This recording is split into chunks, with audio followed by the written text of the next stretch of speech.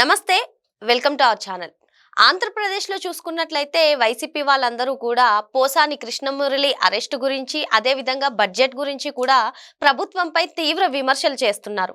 మరి ఇందులో వాస్తవం ఎంతుంది? తెలుసుకునే ప్రయత్నం చేద్దాం. దీన్ని పూర్తిగా విశ్లేషించడానికి మనతో పాటుగా ఉన్నారు కాంగ్రెస్ అధికార ప్రతినిధి కాసరగడ్డ నాగార్జున గారు. సార్ నమస్తే సార్. నమస్తే అమ్మ. సార్, పోసాని కృష్ణమురళి గారు అనుచిత వ్యాఖ్యలు చేసినందుకు గాను ఆయనకి 14 రోజుల రిమాండ్ విధించడం జరిగింది. ఇదిలా ఉంటే మరో పక్క మాజీ మంత్రి గుడివాడ అమర్నాథ్ గారు వచ్చేసి ఇటువంటివన్నీ అక్రమ అరెస్టులని, ఇటువంటి అనుచిత వ్యాఖ్యలు చేసినందుకు గాను టీడీపీ వాళ్ళ పైన ఫోకస్ పెడితే మేము అధికారంలో ఉన్నప్పుడు అందులో సగానికి సగం మంది మొత్తానికి అందరూ కూడా జైల్లో ఉండేవాళ్ళు అని ఆయన అంటున్నారు. అసలు 2019 నుంచి 2024 వరకు వైసీపీ వాళ్ళు ఎటువంటి అనుచిత వ్యాఖ్యలు చేశారు, లేదు అంటే టీడీపీ వాళ్ళు నిజంగానే చేశారా?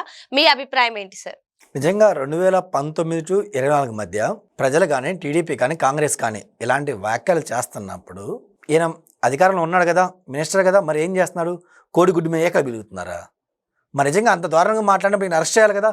ఎందుకు చేయాలంటే వాళ్ళు మాట్లాడలేదు కాబట్టి ఈయన అరెస్ట్ చేయాల. మాట్లాడితే చేసేవాళ్ళు కదా.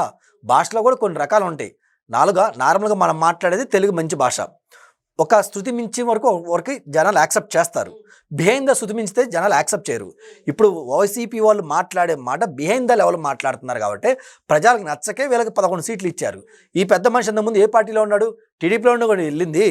మరి టీడీపీలో ఉండి వెళ్ళి టీడీపీ ఎంత విమర్శించారు? ఈయనకి ముందు సిద్ధశుద్ధి లేదు. ఈయనకి పనికిమాలిన ఒక మినిస్టర్ ఇస్తే పనికిమాలిన పనులు చేసి కనీసం ఒక ఎంప్లాయ్మెంట్ కానీ, ఒక ఉద్యోగం కానీ ఒక్కరికి తీసుకురాకపోయాడు. ప్రెస్ మీట్ పెట్టి మాట్లాడుతుంటే మేము అన్ని ఎంఓయూలు చేసాం, ఇన్ని ఎంఓయూలు చేసాం అంటున్నాడు కదా. మరి పక్కన నీ బోటి నా బోటి విలేకరులు ఎవరైతే ఉన్నారో సంథింగ్ సార్ తీసుకొచ్చి 10 కంపెనీల పేరు చెప్పండి సార్, అవి ఎక్కడనే చెప్పండి, ఎంతమంది జాబులు ఇచ్చామో చెప్పండి, అడ్రస్ ఎందుకు చెప్పండి సార్ అని చెప్పలేకపోయాడు. ఇలాంటి ఆయన మాట్లాడిన మాటలు మనం తీసుకొని మాట్లాడటం హాస్యాస్పదం.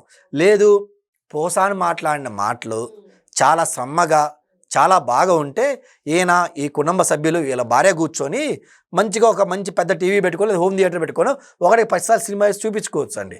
వాళ్ళ పిల్లలు కూడా నేర్పించవచ్చు ఈ భాషని. మరి అంటే వీళ్ళ కుటుంబంలో పెద్దలు కానీ, వీళ్ళ కుటుంబంలో ఉన్న మహిళలు కానీ, వీళ్ళ కుటుంబంలో ఉన్న పిల్లలు కానీ ఇలాంటి భాష చూడరు. కానీ సమాజంలో ఉన్న పిల్లలు కానీ, సమాజం ఇప్పుడిప్పుడు వెతుకుతున్న పిల్లలు కానీ లేదా మహిళలు కానీ ఈ భాష చూస్తా నేర్చుకోవాలంట. అంటే అతను ఏం మెసేజ్ చేస్తున్నారు? ఇలాంటి వాళ్ళకి వైసీపీ ఈ మినిస్టర్ ఇచ్చింది, ఇలాంటి వాళ్ళకి సపోర్ట్ చేశారు ఈ తెంగరోడు. అంటే ఒక పక్క పోసాని కృష్ణమురళి ఒప్పుకుంటున్నారు కదా, నాకు సజ్జల స్క్రిప్ట్ వచ్చింది, అదే చదివాను, దాని ఫలితమే ఈ రోజు నేను ఇలా ఉన్నానని ఆయనే డైరెక్ట్ చెప్తుంటే వీళ్ళు ఇటువంటి వ్యాఖ్యలు చేయడాన్ని, ఇలాంటి కామెంట్స్ చేయడాన్ని ఏదో సామెత ఉంటుంది, ఊళ్ళో వాళ్ళకి పెళ్లికి కుక్కలు అడావుడు అని చెప్పేసి. అసలాడే ఒప్పుకున్నాడు, నేను తప్పు చేశా, అలాంటి భాష మాట్లాడకూడదు, నా తప్పే, నన్ను క్షమించండి, ఈ ఒక్కసారి నా తప్పుగా అని చెప్పి అసలోడే ఒప్పుకుంటే వీళ్ళు ఎందుకు మళ్ళీ తప్పు చేయాలి అంటారు? అంటే వీళ్ళకి ఆ భాష సమ్మగా ఉంటుందేమో, కానీ ప్రజలకు ఉండదు కదా. అతనే తప్పు చేశారని ఒప్పుకొని కోర్టు ముందు లొంగిపోతే వీళ్ళు మా ఓడేం తప్పు చేయలేదు, మా ఓడు శుద్ధపోస సాంప్రదాయాన్ని కూడా ఎందుకు మాట్లాడుతుంది నాకు అర్థం కావట్లా. అంటే వీళ్ళ యొక్క జాతీయ భాష, వీళ్ళ పార్టీ యొక్క అధికార లాంగ్వేజ్ ఆ భాష అనుకుంటా, అందుకని అలాంటివి మాట్లాడుతున్నాడు. నేను వంశీ కానివ్వండి, పోసాని కృష్ణమురళి కానివ్వండి, ఇవన్నీ కూడా అక్రమ అరెస్ట్ అని చెప్పి వైసీపీ ఆరోపిస్తుంది. మరి గతంలో చూసుకున్నట్లయితే ఎటువంటి ఆధారాలు చూపించకుండా చంద్రబాబు నాయుడు గారిని 53 రోజుల పాటు అక్రమ అరెస్ట్ చేశారు. ఏంటి అసలు మరి దేన్ని అక్రమ అరెస్ట్గా చూడాలి? దీనిపైన మీ అభిప్రాయం ఏంటండి? అంటే తెలుగు ప్రజలు కానీ, ఆంధ్రప్రదేశ్ ప్రజలు కానీ చెవులో పూలు పెట్టుకున్నట్టు వైసీపీ వాళ్ళు భావిస్తున్నారు అనుకుంటా. ఎందుకంటే తప్పు జరిగింది, సాక్ష్యాధారాలు మీడియా కానీ, సోషల్ మీడియా కానీ ఈ వంతును వైరల్ అవుతుంది, జనాలు అందరూ చూస్తున్నారు. అప్పుడు ఎన్ని కేసులు పెట్టినా కానీ వీళ్ళు యాక్షన్ తీసుకోవాలా. ఇప్పుడు యాక్షన్ తీసుకుంటే వీళ్ళు ఎలా అక్రమ అరెస్టులు అంటారు? అంటే వీళ్ళ లాంగ్వేజ్లు ఏంటంటే, మేము మర్డర్ చేస్తాం, మీరు మమ్మల్ని అడగకూడదు, మేము మానభంగాలు చేస్తాం, మీరు మనం అడగకూడదు, మేము ఆస్తులు ధ్వంసం చేస్తాం, మీరు మమ్మల్ని అడగకూడదు, మేము భూ కబ్జా చేస్తాం, మీరు మమ్మల్ని అడగకూడదు.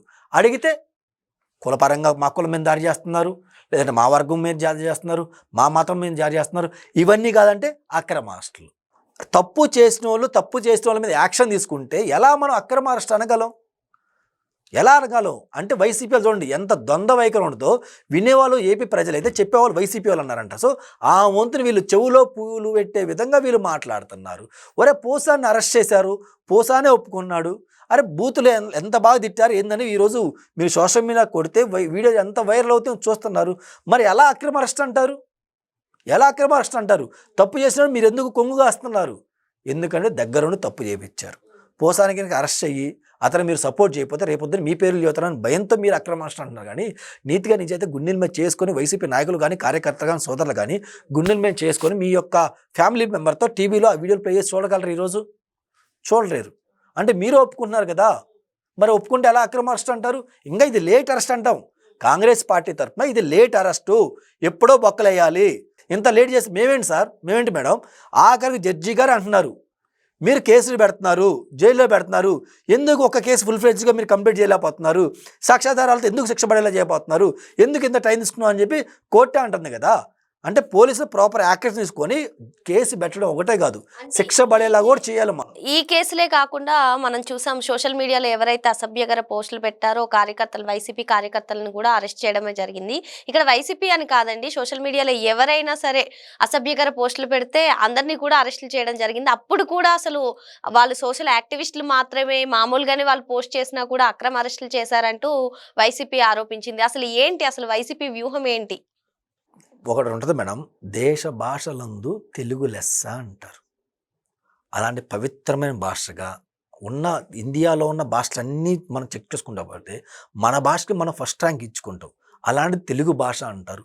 అలాంటి వైసీపీ రాజకీయం చేయడం మొదలుపెట్టిన తర్వాత కానీ, వాళ్ళ అధికారంకి వచ్చిన తర్వాత కానీ, అరే తెలుగు భాష ఎంత దారుణంగా ఉంటుందో, ఎంత దారుణంగా వాడవచ్చు అని చెప్పి వాళ్ళ దగ్గర తెలుసుకున్నారు. భావ ప్రకటన స్వేచ్ఛకి విపరీతంగా మాట్లాడటానికి కూడా రెండు తేడా ఉంటాయి మేడం. ఇప్పుడు జడ్జి గారు ఒక కేసు మీద ఒక శిక్ష పడిందనుకో, మీరు ఒక మానవతావాదిగా స్పందించడంలో తప్పులేదు. అంతేగాని జడ్జి గారి మీద కులాన్ని అంటగడతా, జడ్జి గారి మీద వాళ్ళ ఇంట్లో వాళ్ళని ఆయన్ని తిడతా పోస్టులు పెడితే అది ఎంతవరకు భావ ప్రకటన స్వేచ్ఛ వచ్చింది? ఎంతవరకు భావ ప్రకటన? ఈరోజు నేను మాట్లాడుతున్నాను, నేను కూటమి ప్రభుత్వాన్ని ప్రశ్నిస్తున్నాను, అలాగే వైసీపీ ప్రశ్నిస్తున్నాను. నా మీద ఎందుకు కేసు పెట్టలేకపోతుంది కూటమి ప్రభుత్వం? మా కాంగ్రెస్కి ఎంత ఓటు బ్యాంక్ ఉంది? 2 ఓటు బ్యాంక్ ఉంది. వాళ్ళకి ఎంతమంది ఎమ్మెల్యేలు ఉన్నారు మేడం?